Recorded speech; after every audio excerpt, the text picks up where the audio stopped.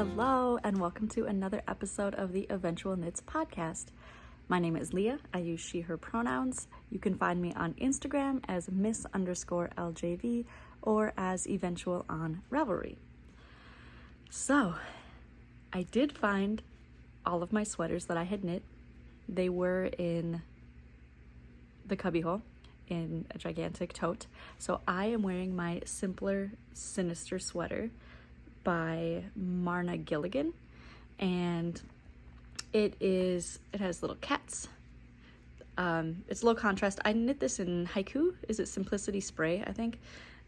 So they sort of naturally stripes, and I did the purple and the green and little cats. Do I have anything? Nope. But the ribbing on the top and the bottom is the contrast color, so that's really fun.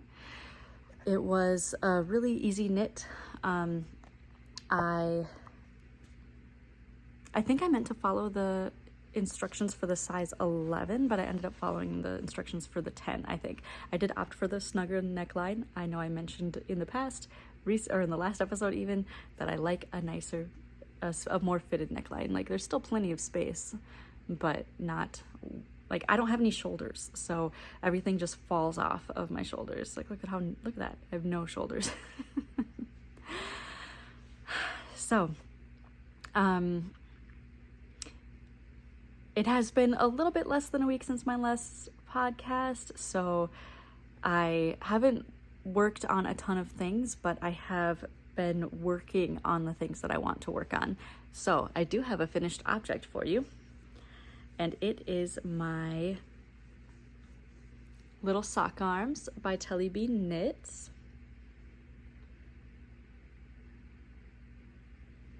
I knit the 6 to 12 months size. I haven't blocked it yet, but I knit the body in leftover yarn from Sun Valley Fibers Merino Cashmere Nylon, and I can't remember the name of this dyer. They changed their name since I bought the yarn. Neko Norb Craft Co. is what they're called now on Etsy. And this is the colorway Hyrule's Hero. So let's talk about this sweater. We're just gonna jump right in. This sweater is knit from the bottom up. Little sock arms is the fingering weight version. There's also a worsted weight version. And you knit the ribbing, and then you do the body, and then you split for the sleeves. You bind off a couple stitches, and then I can't remember what you do. This is a set-in sleeve. Okay, so you bind off some stitches, you knit up, you do something called a back placket for babies, so that you can like add a button and fit their head.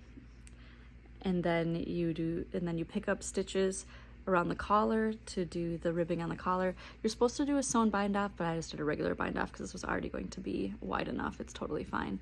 And then you pick up stitches for the sleeve and do a little bit of an anchor row, and then knit the arms.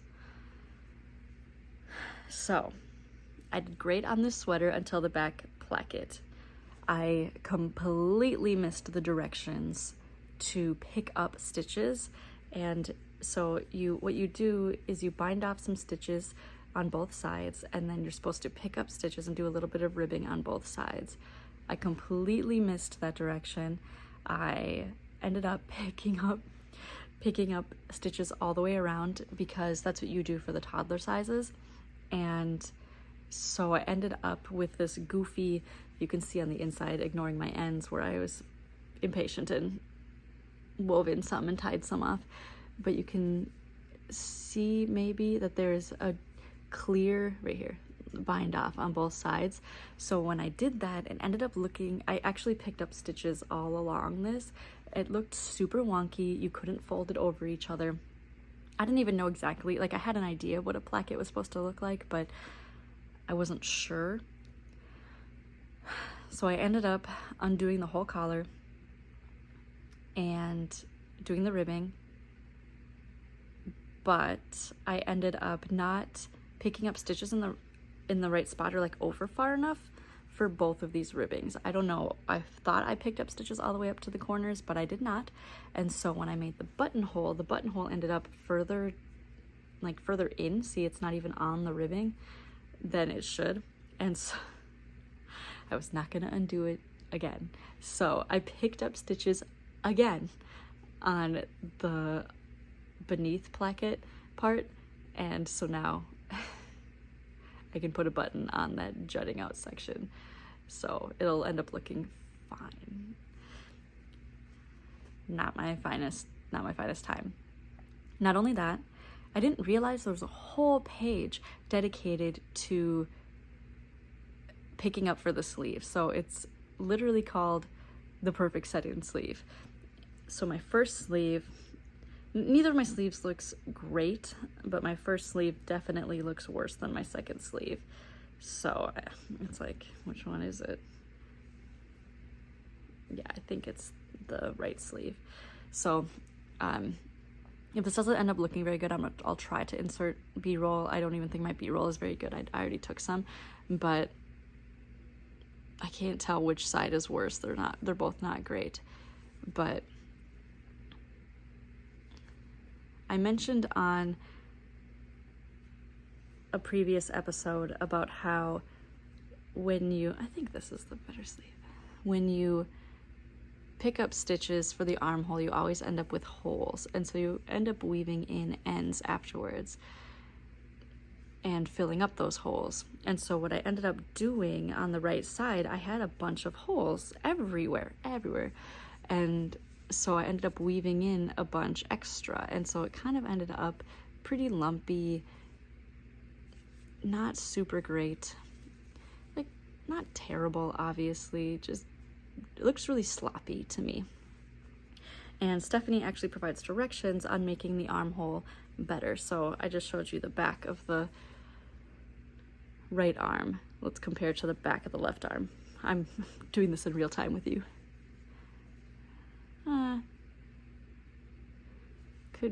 Definitely could be worse. So, not my favorite way of doing a sleeve. I don't know why it ended up looking so sloppy, or the holes were so big. Oh, it probably had to do with the fact that you were picking up so many stitches on an angle that I guess don't exist in the same way in a top-down sweater. Maybe that's what it is. I'm just used to top-down sweaters. That might be it. Or if you have tips and you see exactly probably what I did wrong. I definitely picked up stitches in weird spots on this side because I didn't notice the set-in sleeve thing, so I was just doing what I normally do for picking up stitches as best I could, because the spots to pick up stitches were different. Oh, that's what it is.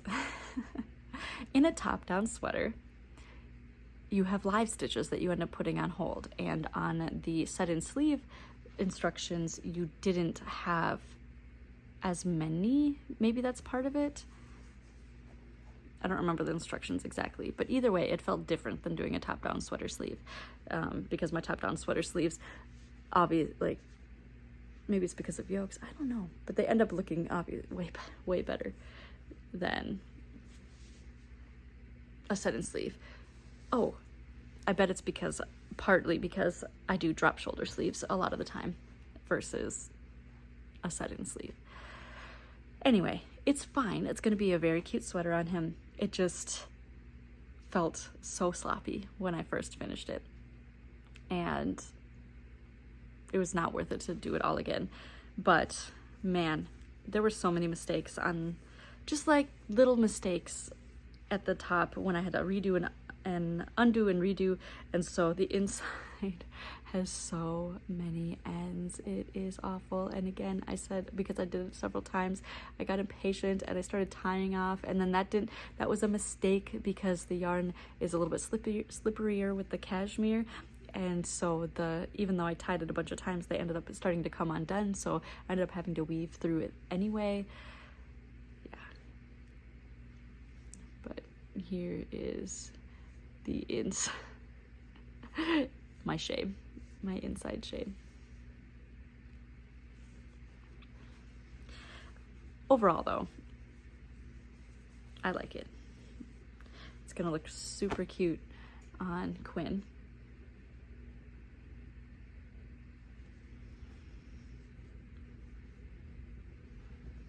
Yeah. So that's the first of the sweaters that I'm going to be making him. I'm not sure what I'm gonna do next, but I have plenty of partially used yarns that I can use, so I don't need to use any of my new yarns.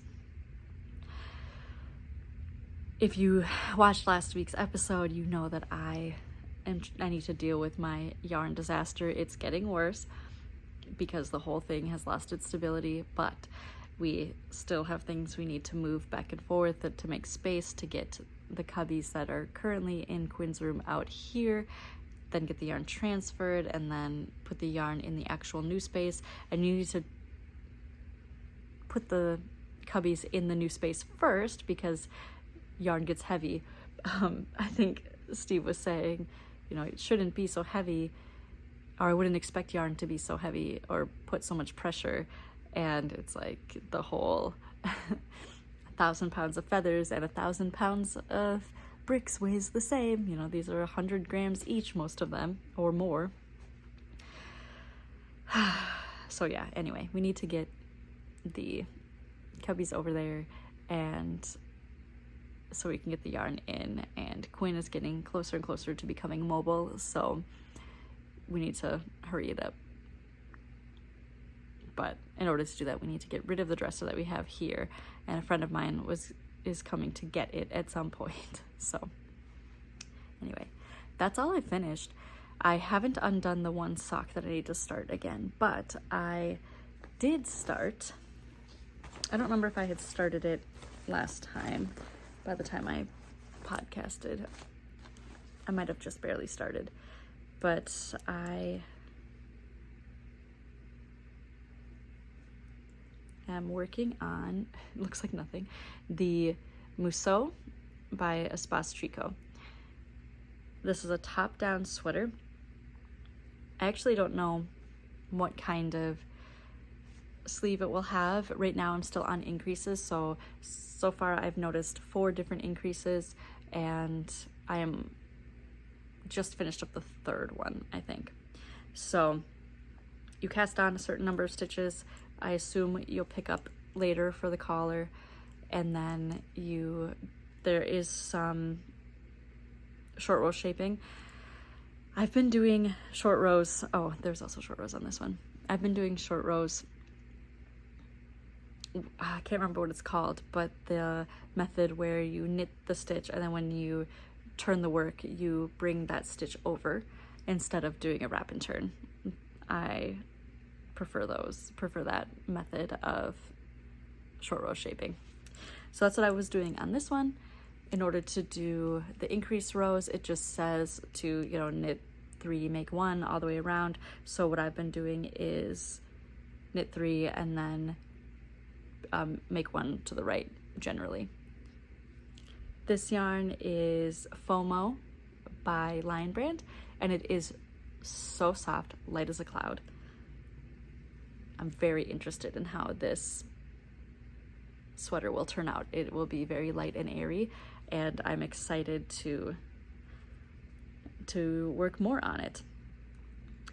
This is knit on size 8s US for the larger size, which is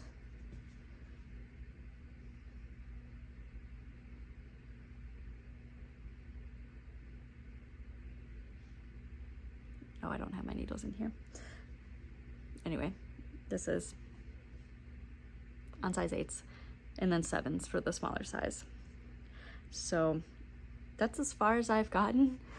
This is, oh no, we're only 14 minutes in and I'm done talking about my knitting. Thanks for watching.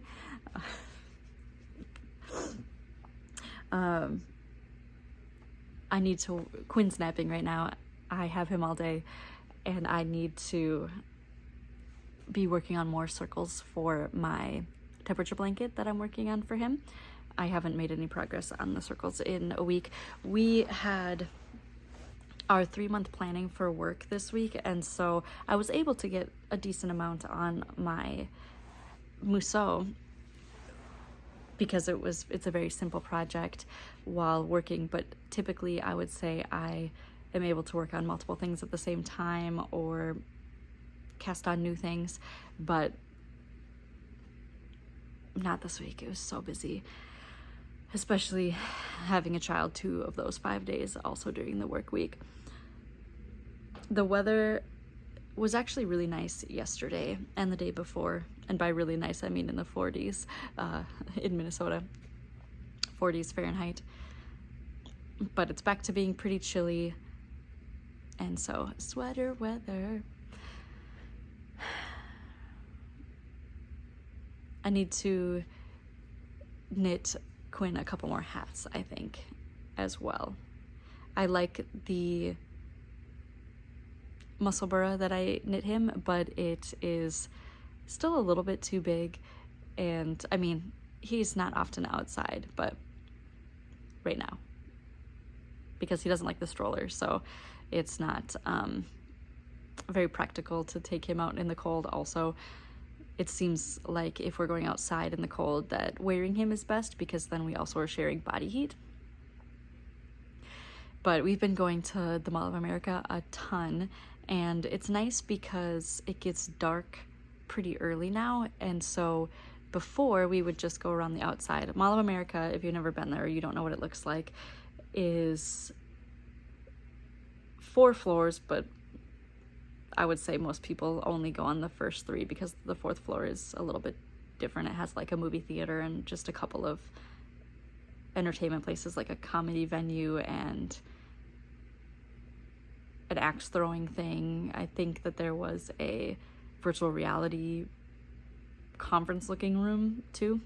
Anyway, it's also not a full circle. That's the main difference. So the first 3 floors at Mall of America are big circles, and then in the center of Mall of America is Nickelodeon Universe, which is an indoor amusement park, and then around the perimeters of Nickelodeon Universe are like the Rotunda, where they often have live events and activities, and on another section they have Legoland, which sells a lot of really cool Lego things, but also has a place for kids to play with Legos for free, which is really fun. They have a setup for older kids with the Lego stations a little bit taller, and then for like toddlers, and so they're a little bit lower and the Legos are bigger, and yeah, really fun. But Nickelodeon Universe is in the center, and now that it gets dark earlier, it has a lot of lights, in the rides, so we like to take Quinn through there. He really likes looking at the rides. Initially, I would say even just a couple weeks ago, he was really into the lights, especially, which he still likes lights. He likes to look at any kind of lights, but he also really tracks the rides. There are several roller coasters that go around a good portion of the park, and he can track, like he clocks them as they're coming from far away, and then he will track them on the tracks the whole way. He also likes watching, there are 2 Ninja Turtles rides. One is, I'm trying to think of how to describe this. One is kind of like a monster ride, like the octopus ride at various amusement parks, kind of. And then the other one is little Teenage Mutant Ninja Turtle versions of like X-Wing fighters? So they're just things with wings, and it goes really high and in like big circles. Anyway, Quinn really likes watching those too. So we've been frequenting the center of Mall of America more, when we used to just like walk around the perimeter just to get our exercise and distract him, because he likes looking at people, and there's obviously a lot of people along the walkways. But now he's entertained by other things too. I would say the biggest negative for children at Mall of America is that they do have an indoor playground, kind of. I don't want to call it a playground, but just a play area. But you have to pay for it, and it's only for a certain amount of minutes because it's part of Nickelodeon Universe, which is so unfortunate to me. I really find that disappointing, honestly. Play areas for small kids should be free always. You're not getting anything out of it once it's made, you know, like it's not like riding a ride. The cost of running it, I guess is what I mean to say. So instead of playing on it, which he's still too small to really play, but he could touch things, and he loves children. So we end up just walking up to it and looking over the fence and watching the kids play. And I'm sure we'll pay for it when he's old enough to actually play on it. But in the meantime, there's an actual play place that's much smaller, but free at the Maplewood Mall. So we'll go there instead. The last yarny related thing that I have is, if you're a part of the knitting community and crochet community, the fiber community, I am sure you've heard about the disaster that was Woolen Folk at Rhinebeck this year. So I've been following it a little bit. I watched Tony Lipsey's video about her experience as a podcast invitee and attendee, and also Explorer Knits, their experience as vendors at Woolen Folk. And that was pretty, I would say, harrowing. It just sounded awful, and so sad for them. Just the disrespect, honestly. But I did end up getting a mug. Oh, I forgot I put water in it. It hadn't had it. Oh my God, I just dumped water all over my lap.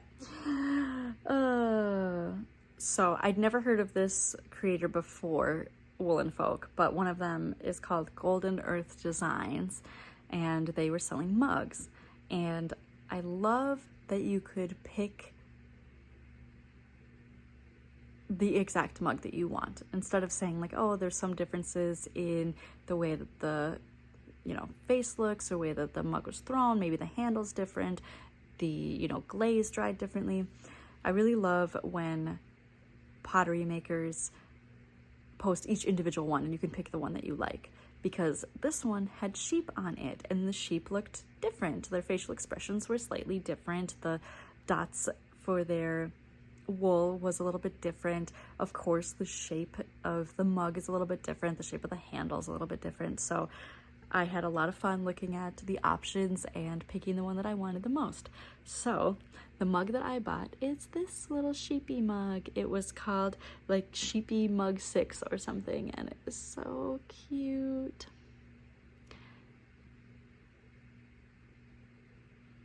The inside, now water free because I soaked myself. Love this little detail. Adorable.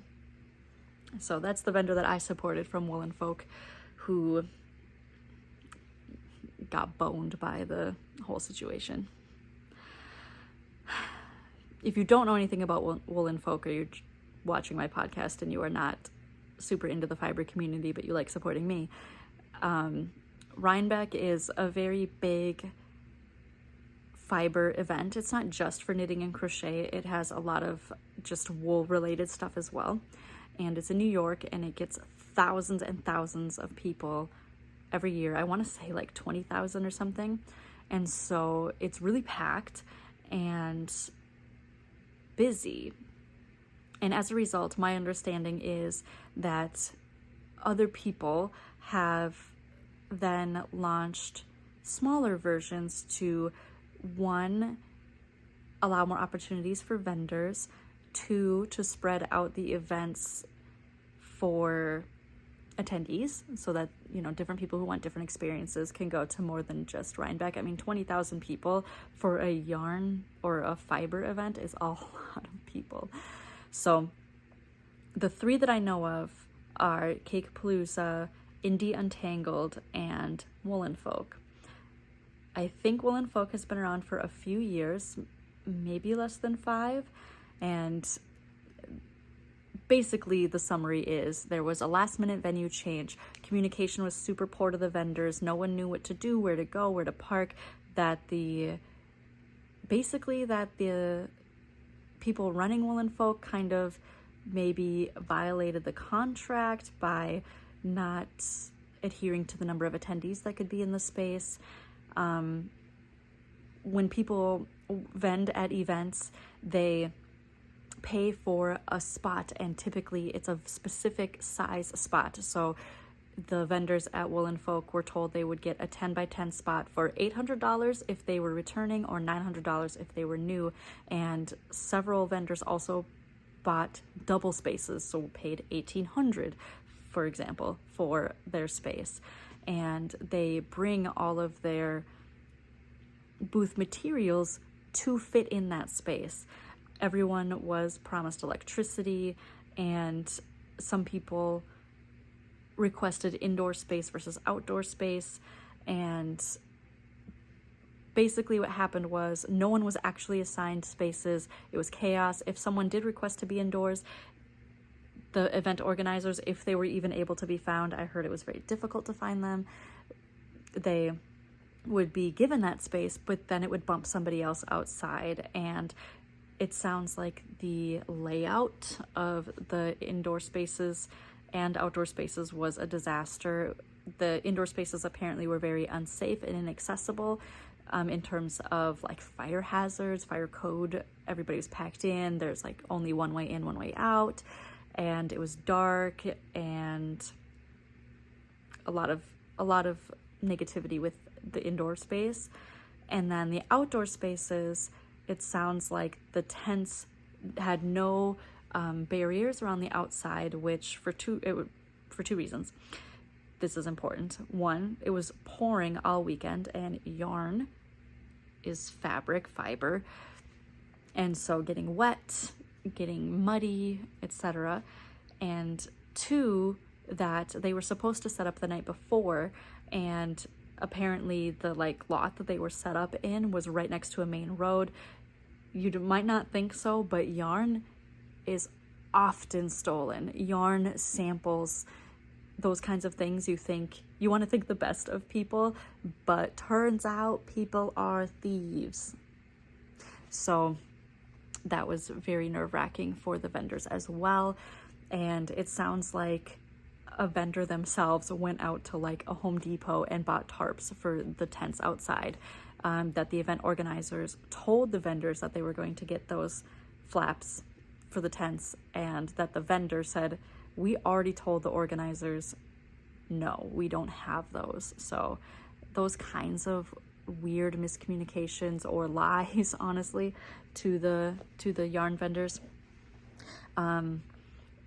Explore Knits talked about how they asked the organizers of the event where to put their boxes because they were coming from across the country and they needed to ship their boxes back.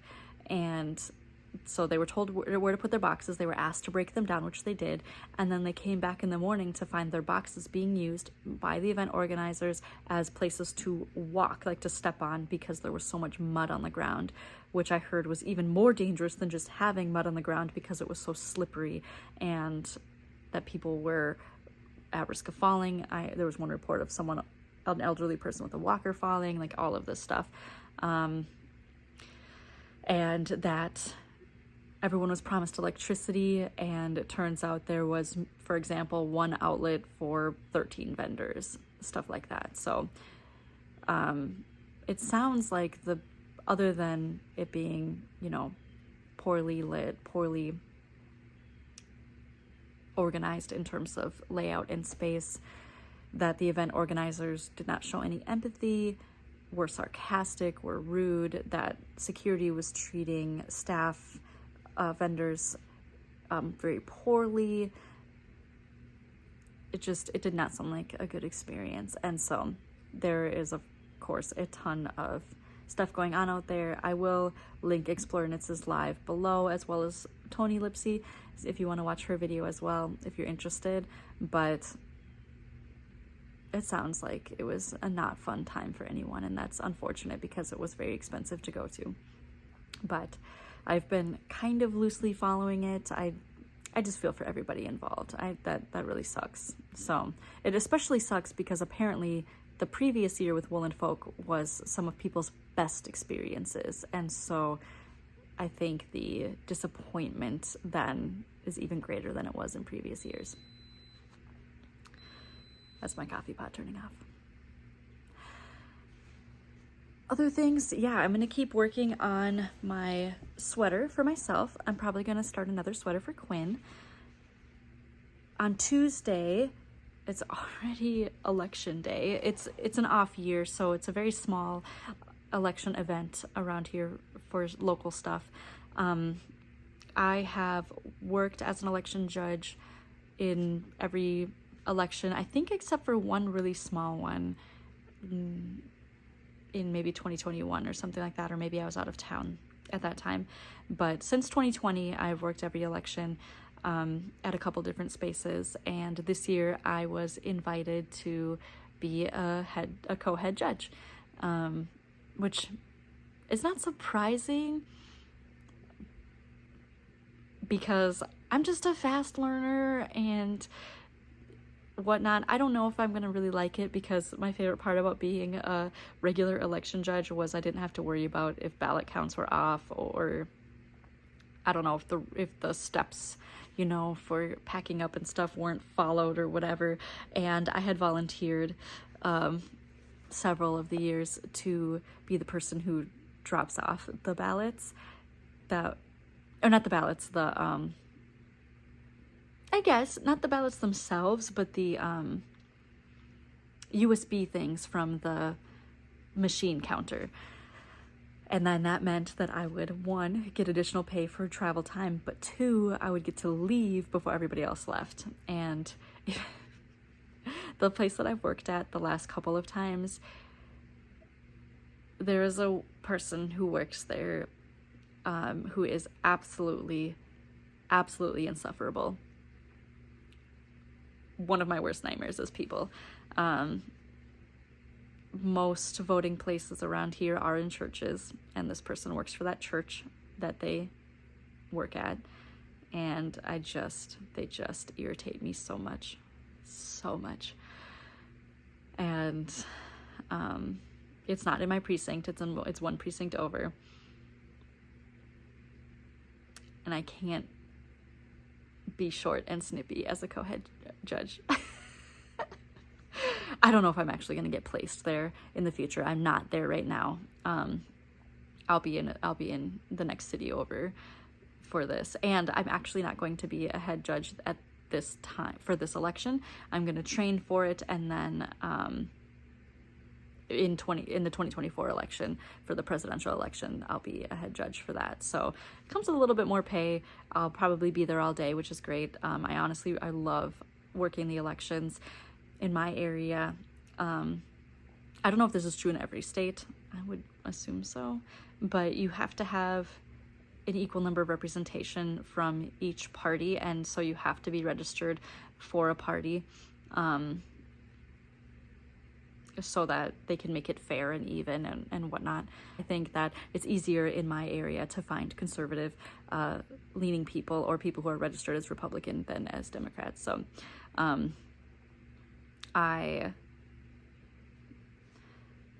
as long as we're here, I would not call myself liberal. I wouldn't even call myself progressive. I would say that my personal beliefs are extremely left, and probably unrealistic and too idealistic, but that's just who I am. I'm very humanistic and very human rights focused. And so if you're new to my podcast, or if I know I haven't talked about it in a while, but I value human rights, people's validity, people's ability to exist above all else, really. So we are very pro-trans, pro just LGBTQIA,